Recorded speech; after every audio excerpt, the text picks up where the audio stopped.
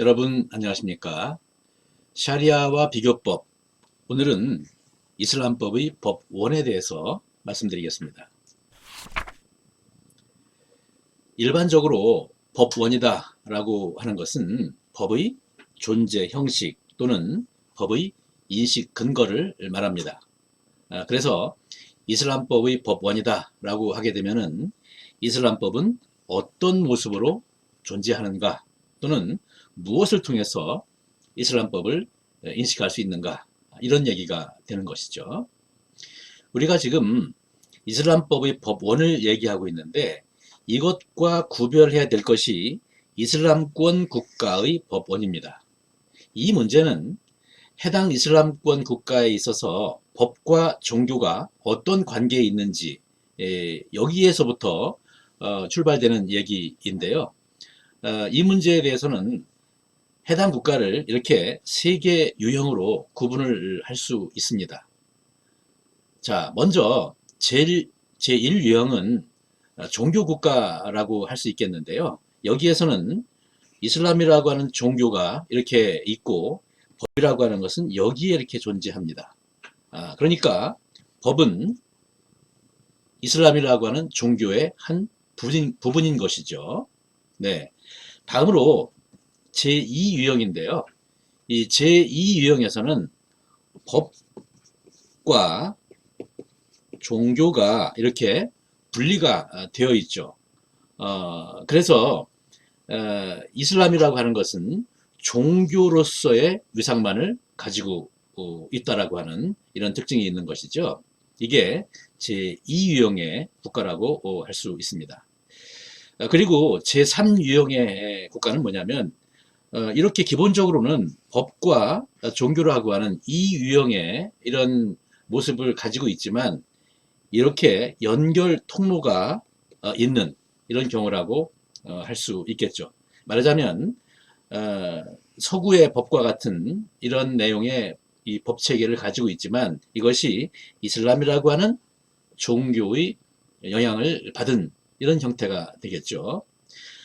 이 제1유형에 속하는 대표적인 국가를 들자고 한다면 사우디아라비아를 들 수 있겠고요. 제2유형의 국가, 여기에 해당하는 국가로서는 터키라든가 레바논 이런 나라를 들 수 있습니다.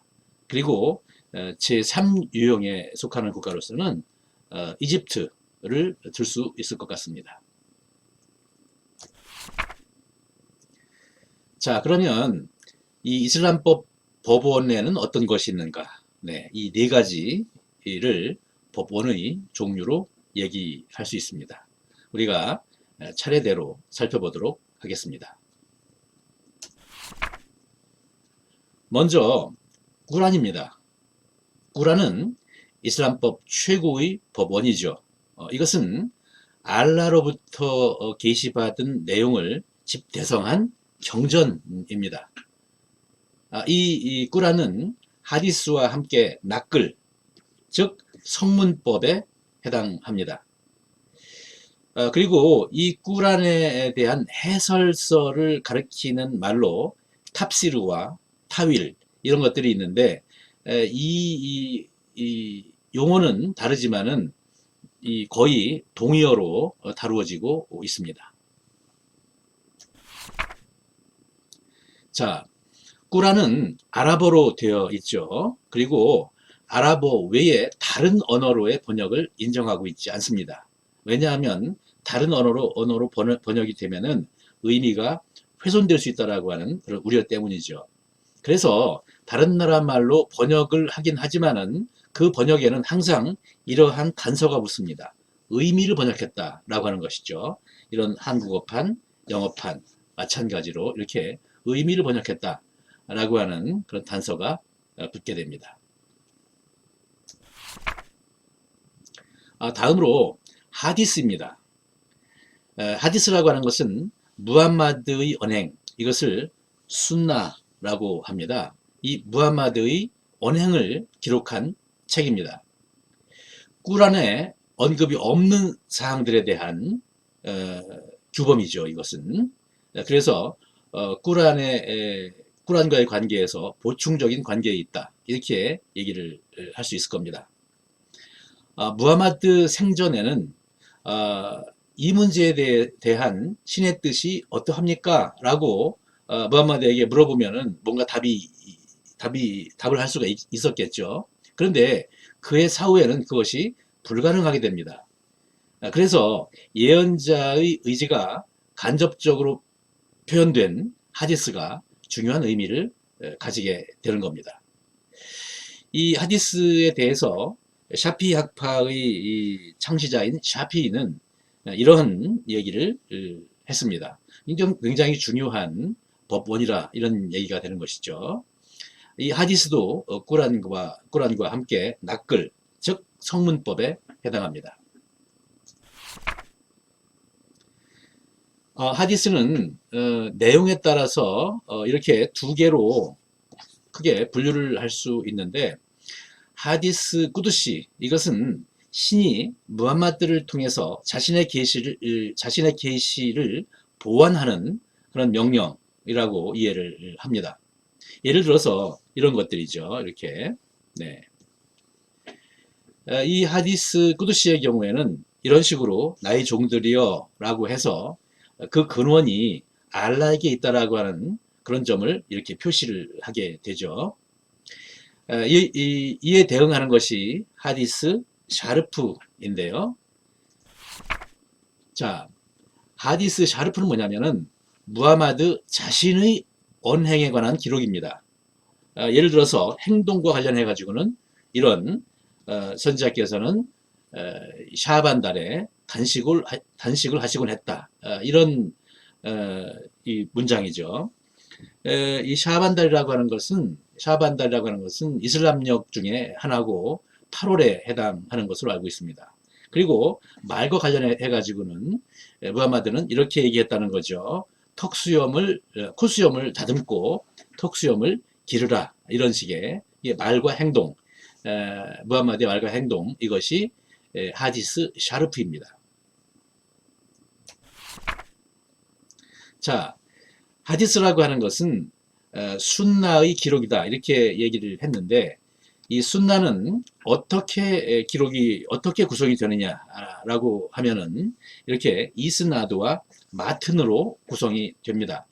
이스나드라고 하는 것은 여기에 지금 얘기하고 있는 바와 같이 어떠한 사항에 대한 연결고리입니다.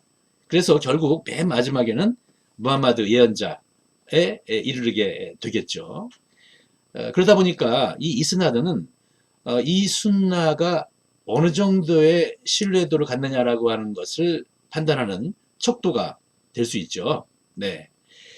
다음으로 그 순나의 내용에 해당하는 이것을 마튼이라고 합니다.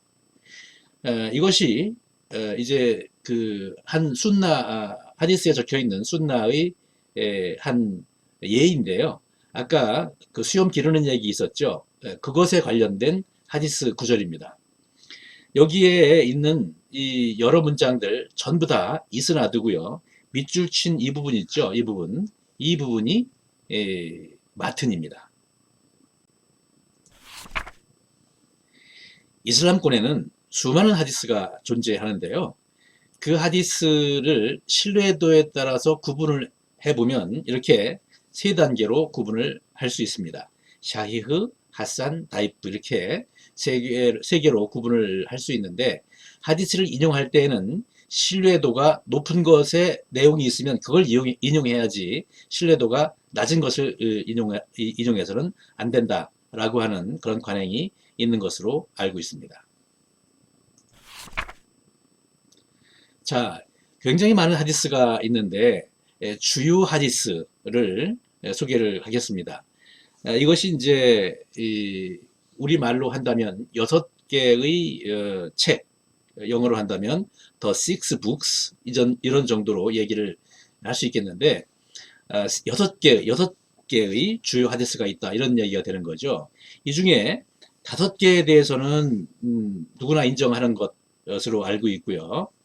여기에다가 이 5개에다가 하나를 추가할 때 이거를 추가하는 입장, 또 이것을 추가하는 입장, 또 이것을 추가하는 입장, 이렇게 약간 차이가 있는 것으로 알고 있습니다. 이것이 주요 하디스인데 이 중에서도 부카리 이 하디스와 무슬림 하디스 이 두 가지가 가장 권위가 있는 것으로 알려지고 있습니다. 다음 법원으로서 이즈마를 말씀드리겠습니다. 이즈마라고 하는 것은 꾸란과 하디스에 기록되지 않은 것으로서 법 판단이 필요한 새로운 사안에 대해서 이슬람 공동체, 이것을 움마라고 하는데요. 이슬람 공동체 내부에서의 일치된 견해다. 이렇게 이해를 할 수 있습니다. 현실적으로 말한다고 한다면 해당 사안에 대한 이슬람 법학자들의 합의다. 이렇게 정의를 할 수 있습니다. 하디스가 꾸란을 보완하는 것과 같이 이즈마는 하디스를 보완하는 기능을 하게 되는 것이죠. 이 이즈마는 이성, 이것을 악글이라고 하는데요. 인간의 이성이 작용한 법적 판단에 해당합니다. 그리고 이즈마의 출발점은 라이입니다. 라이라고 하는 것은 인간 이성을 통해 도출한 이슬람 법학자의 개인적인 견해, 의견 이런 것들을 얘기합니다. 그러니까 여러 법학자의 라이가 통일이 되면 이즈마가 되는 것이죠. 다음으로 끼야스입니다. 이것은 유추를 통한 법적 판단 도출 이런 정도로 개념 정의를 할 수 있는데 이 끼야스는 이즈마에 의해서 지지되는 것에 불과하다라는 이유에서 독립된 법원으로 인정하지 않는 이런 입장도 있습니다. 이런 학파에 따라서는 그렇게 보는 입장도 있다는 얘기죠. 이즈마와 함께 이것도 인간의 이성, 즉 악글이 작용한 법적 판단에 해당합니다. 자, 그러면 끼야스의 요소를 보겠습니다. 끼야스는 유추라고 했는데 끼야스는 이렇게 네 가지의 요소로 구성이 되는데요. 아슬, 파라, 일라, 후꿈 이렇게 네 가지입니다. 자, 끼야스가 얘기되는 이유는 뭡니까? 이것은 기존의 규범 가지고는 판단할 수 없는 새로운 상황이 벌어진 그런 경우이죠. 예를 하나 들어서 말씀드리겠습니다. 꾸란에는 술을 마시지 말라라고 술을 금지한다라고 하는 그런 문구가 있습니다. 그런데 나중에 포도주는 어떻게 할까라고 하는 문제가 생겨난 것이거든요. 네, 포도주는 마셔도 되느냐? 네, 이 문제죠. 자, 이 문제를 가지고 끼야스의 4요소를 적용해서 판단을 해보겠습니다. 아슬은 뭡니까? 술을 마시지 말라라고 하는 것이죠. 그리고 새로운 사안은 포도주입니다. 그 다음에 일라는 뭡니까? 이 아슬과 파라가 공유하는 원인입니다. 자, 포도주도 알코올이 들어있죠. 그래서 취하게 하죠. 네, 이게 일라입니다. 그래서 후꿈은 뭡니까? 따라서 포도주도 마실 수 없다라고 하는 결론이 도출되는 것이죠. 이것이 끼야스입니다. 오늘 이야기를 맺어 보겠습니다.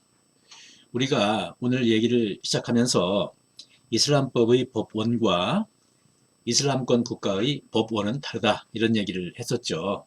우리는 앞에서 이슬람법의 법원을 공부를 했습니다.